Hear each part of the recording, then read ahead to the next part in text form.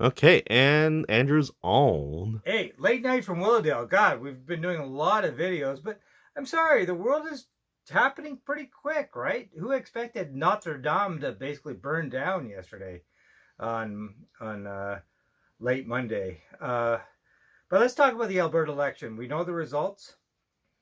Um, the Conservatives won a majority, or the UCP. I call them the Conservatives, the UCP.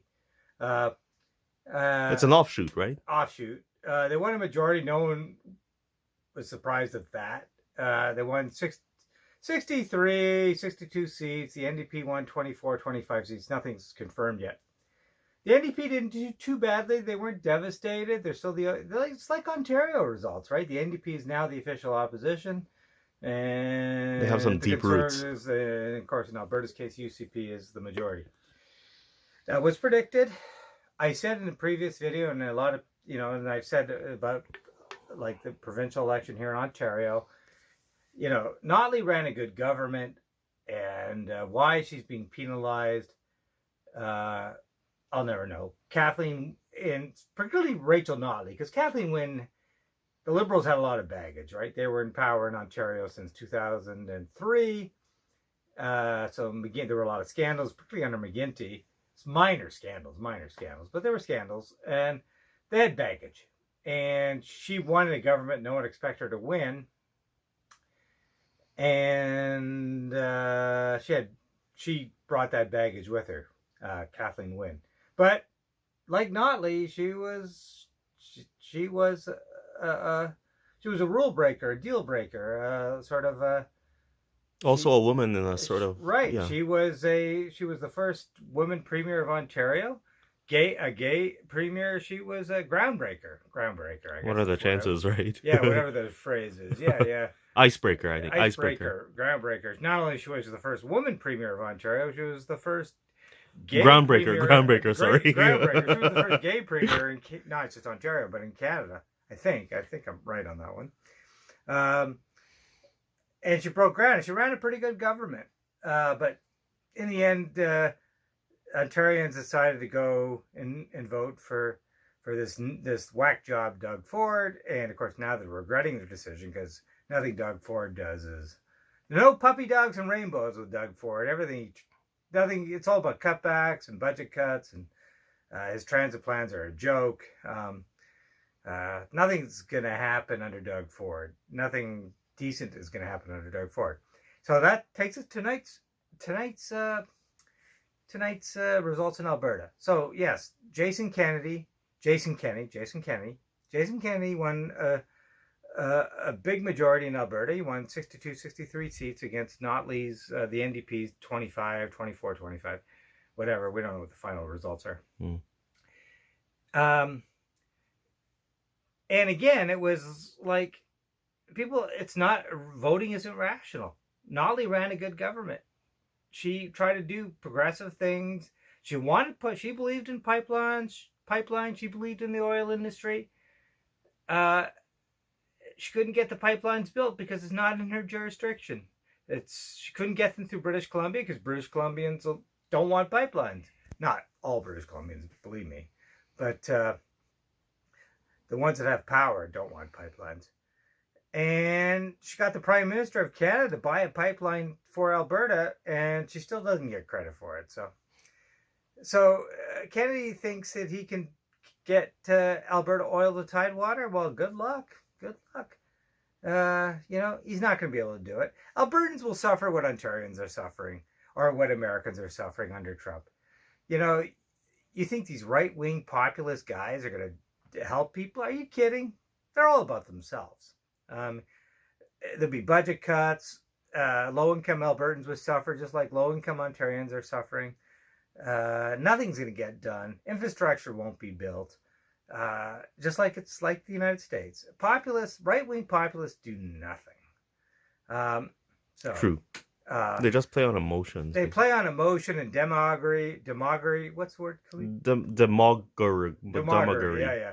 Demagoguery. I'm not saying that demagoguery. Jason Kennedy is not Donald Trump, and Doug Ford is not Donald Trump. I get it. Jason Kennedy had a multi-ethnic coalition is backing him, just like Doug Ford did. It's a totally different deal than Doug Ford. These parallels don't always work. Doug Ford had a multi-ethnic coalition, so did Jason Kennedy. Donald Trump obviously didn't. It was just angry white people, white nationalists, whatever. It's amazing that he got elected because of that small percentage of the vote, but he did. But Kennedy's speech, Notley's speech was very dignified and decent, and just like Kathleen Wynne, a very dignified, decent human being. Kathleen Wynne, Rachel Notley, Hillary Clinton, dignified, decent women. And that's why you need more women in politics. And then Kennedy's speech was actually not a bad speech, but he didn't even recognize Notley's contribution to Alberta until the end of the speech, which is kind of pathetic. But his speech wasn't bad. And he spoke in French. I know Jason Kenney was a federal cabinet minister. And he was always seen as more on the progressive end of the Harper government. He spoke in French. He spoke to Quebecers. I didn't think Kennedy's speech was that bad. It was long. It was over the top long. Speaking French is a distraction, though. But, the fact that he can speak decent French, I'll give him credit. You're smarter than Jason Kenney, and you don't speak French. Yeah. But some of what Kennedy said I agree with. Like, all these foreign special interests that go after Alberta oil. I hate that stuff. The Tom Steyers of the world, and all these environmental organizations around the world. They're all hypocritical. They go after Alberta oil. I agree with Kennedy. Just to undermine them, expose them. And he makes the point. It's important to get Alberta oil to Tidewater. He made the point about ethical oil. Generally, the oil workers in Alberta generally get paid decent wages, and they get treated well. Where there's unethical oil, just like there is, conflict diamonds and unethical diamonds. Canada has ethical oil and ethical diamonds. Yeah, in terms of the environment, the oil sands, yeah, I get it. It's not great. But in terms of working conditions for human beings, it's not bad. So, yeah, and why should Eastern Canada still import Saudi oil? Saudi Arabia, the most despicable, most vile country on the planet Earth.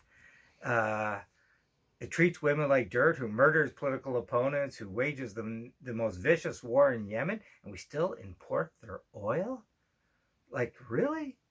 Yeah, well, let's get Alberta oil to Eastern Canada, to Quebec and Atlantic Canada. I agree with Kenney on that. Like, I get it. The oil sands isn't environmentally great. I totally get it. But, oil's still going to be with us for a while. And, we saw from Ontario, the green energy program, the green energy projects don't always work out. Like we saw in Ontario, the same people who hate oil, hate pipelines, hate windmill farms, hate solar panel installations, they're the same people. They're NIMBYists. And, everyone, science says, no, windmill farms create no environmental problems. The science is there. But even people on the left say, oh, windmill farms create health issues. No, they don't. And the biggest advocate for windmill farms is Donald Trump, because he says, oh, no, windmill farms create all sorts of environmental hazards. The biggest advocate for windmill farms is Donald Trump. Because when he says it's not true, it's true. Windmill farm, there's no science. Windmill farms, windmill installations are perfect. There's no health consequences from that. That's just crazy. Anyways, the same people who hate oil, hate windmills, hate solar power, massive solar power installations and all that. So Kennedy made some good points. Alberta oil, yes, environmentally it's not that ethical, but from a standpoint of human rights, Alberta oil workers get paid well, they get treated well, and compare that to getting oil from all these thugs, and whether it's from Nigeria or Saudi Arabia in particular. Yeah, he makes a good point. Anyways, we're just talking about expanding one pipeline from Alberta to British Columbia, to Lower Mainland, to Burnaby. And so, yeah, I'm with Kenney. If British Columbia doesn't play ball, cut off oil to them. I know that sounds very right-wing populist, but that's part of me, right? Like, I'd say, yeah, cut off oil to British Columbia. Like, let them suffer. That's not constitutional. But it's a federal issue. Right. So I see the emotive appeal of that, though. All these, because a lot of British Columbians want these pipelines. They do. I have a good friend. I'm not going to mention her name. I have a good friend who lives in central BC, and she says, yeah, a lot of people in central British Columbia supported the Northern Gateway pipeline. A lot of British Columbians want the pipelines. They want the jobs. Indigenous people want the jobs. So it's just these little lefties in the Lower Mainland, these Gulf Island lefties, and they seem to have all this power. It's kind of disgraceful. So I get Alberta's anger on that, and I agreed. I totally support Energy East. I think we should have built a pipeline to Atlantic Canada. So because there were refineries in St. John and New Brunswick, they could have processed the oil. And we could have used the jobs, and they don't have to import oil from outlaw regimes, rogue outlaw regimes like Saudi Arabia and Nigeria and elsewhere. So, anyways, enough on that. Albertans, you made the wrong choice. Notley was running a good government, just like Wynne ran a good government, just like Bob Rae ran a good government. Comparisons to Bob Rae are very apt because he ran a one-term NDP government, and he did a good job, but he was turfed out of office for the same ignorant, stupid reasons as Notley. He was a loser by effect. Yeah, just, they made all these, he made all these... He inherited a lot of issues too, right? Like Notley, inherited a lot of issues. And,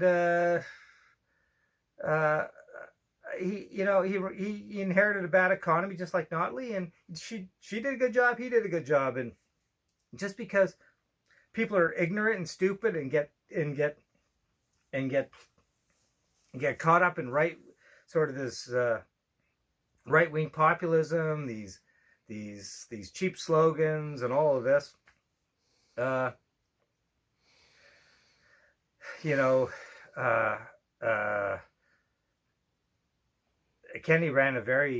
Kenney, like Doug Ford, ran a very closeted campaign.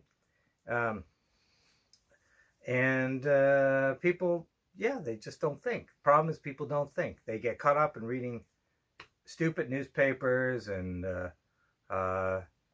they look for simple solutions to complex issues. And it's unfortunately that's the way democracy works. But Mike Harris, after Bob Rae followed Mike Harris, and what did that bring us? After Rachel Notley, you have Jason Kenney. After Kathleen Wynne, you have Doug Ford. I mean, really. People aren't that smart. Unfortunately, people just aren't that bright. They're not that bright. They get caught up in stupid things and right-wing dumb solutions that will not help anybody. I could go on and on. Everyone knows what I'm talking about. Anyways, back to Notre Dame. And I want to talk about the Democratic race, but we'll do that in another video because we're running out of time, and I wanted to make this a short video. We have some time, but okay. Yeah. I mean, nobody in the Democratic race inspires. I think they're all clowns. But the biggest fraud of all in the Democratic race is Bernie Sanders. The Champlain socialist. This is a guy who owns like millions of dollars worth of real estate along Lake Champlain in Lake Champlain. I call it Lake Champlain in Vermont. The Champlain socialist. The Champlain socialist. He's a fraud. He was always a fraud. The fact that people get attracted to him, the same people are attracted to Jason Kenney, Doug Ford, and Donald Trump. Stupid people. He says all the right things, but he doesn't give a damn about people. He's more about accumulating wealth. How much is he worth? Oh, he's worth, he says he's worth about $500,000. I think he's worth a lot more. I think so too.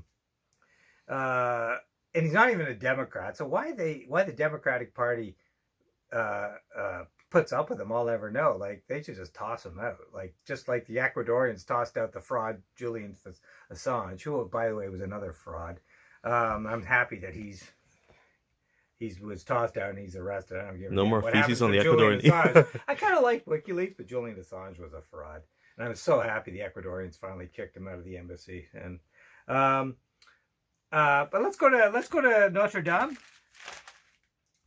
Front page of every newspaper in the world New York Times, Wall Street Journal, Financial Times, Star, Globe, except the Toronto Sun, because the Toronto Sun had hockey, because, that appeals to the kind of people who voted for Jason Kenney read the Toronto Sun, right? Yeah. Stupid people. Yeah. Okay, Notre Dame is interesting, and I'm going to end on this. A horrible tragedy. Cleve and I have both been there. We all posted photos. Everyone's upset. This iconic structure that goes back, 800 years. And I was thinking about religion and architecture today. Like, I'm an atheist. So's Cleve. We're both atheists. But, religion has built some amazing architecture over a couple of thousand years. Forget it. There's the Christian architecture of Europe, right? Notre Dame, the Cathedral of Rouen, the great cathedrals in Britain, St. Paul's, Christopher Wren's beautiful cathedral in London that was damaged in the Second World War. The irony is Notre Dame survived many wars, and it's an accidental fire that destroyed half of it. Christopher Wren's beautiful creation, St. Paul's in central London, still, in my opinion, the greatest piece of Christian architecture. And then there's Salisbury, and then there's York Minster cathedrals. They're all brilliant. Britain's got some amazing cathedrals. And you got the cathedral in Seville in southern Spain. Stunning, largest, I think, cathedral. How do you pronounce it? Sevilla? Seville. Sevilla. Yeah. Sevilla is the correct pronunciation. Yeah. Okay. And then you have St. Peter's, and of course in Rome, and the great cathedral in Cologne in Germany, that was also damaged during the Second World War. The Christians built some damn good architecture. And then you got the great mosques of the world, the Dome of the Rock, the Al-Aqsa Mosque and the Al-Aqsa on the Mosque, mount or all whatever. the mosques, the Hagia Sophia, the Blue Mosque, and Hagia Sophia and the Blue Mosque in Istanbul, the Great Mosque in Lahore in Pakistan. Of course, my favorite, because I spent a lot of time in Delhi, the Jama Masjid Mosque in Delhi. Oh my God, it's an amazing piece of... And of course, the Taj Mahal, which is Islamic architecture. And then there are the great Buddhist temples. Religion has built some pretty damn good architecture. And this is where religion, science, engineering, and thought, religion isn't all about... Debatable. Yeah, I know. But religion isn't all about ideology. It's about, there's a lot of history, science, I guess. a lot of history, a lot of science, a lot of engineering, a lot of brilliance that went into religious structures. Yeah, I think of the Alhambra in Newton was Spain. Christian, right? Yeah. So, anyways, I want to mention that. And when the vigil was happening in Paris tonight about Notre Dame, and they were having a Virgin Mary there at the front, and I thought, I know a lot of this affects a lot of Catholics, this Holy Week and all that stuff. I'm an atheist. I don't really care. When I think of Notre Dame, I think of the history, the architecture, whatever. A lot of people think of religion. I thought, but it's no Notre tax Dame breaks, is more than religion. It's more than Catholicism. It's more about it's not. Yeah. So that kind of disheartened me when they had the Virgin Mary front and center, because Notre Dame is more than religion, more than Catholicism. It's about science, architecture, engineering, and Christianity is also kind of a bit of a symbol of reformation when compared to probably Jainism or Islam or and I mean Enlightenment values are often seen as Judeo-Christian values, right? So you know what I mean? So there's a progressiveness with Christianity around the world, despite the pedophile thing. I think Christianity has moved forward more than other religions. I'll agree with that. More forward than Islam or Buddhism in terms of women's rights and gay rights and all sorts of things. I agree with that. And of course, there are different denominations. Catholicism, Protestantism. I don't even want to go there. But I'm saying the point of this is religion has produced a lot of damn good architecture. Going back 2,000 years, and Notre Dame was a product of that. That's all I want to say. I'm not making a real statement here, but I don't have any more to say on that. Religion has produced some very good architecture, and all the religions of the world have. And Notre Dame was a symbol of that. It's very sad what happened in Paris, and they, at least part of the structure was, saved, and they can rebuild, and there's lots of money flowing in, so so I'm sure they can rebuild a beautiful structure. So on that note, there's lots more to say about what's going on, but we'll end it there. Okay, Notre Dame.